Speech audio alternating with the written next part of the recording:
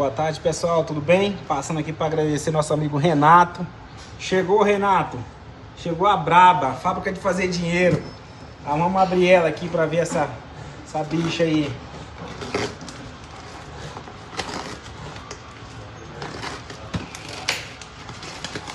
E ela aqui para ver de qual que é. Aí, ó, o Renato mandou até na mochilinha. Esse cara é caprichoso demais, hein? Tudo embaladinho. Vou desembalar aqui, daqui a pouco eu mando uma foto pra vocês verem aí. Tudo separadinho. Fonte, tudo 100%, viu? Valeu, Renatão.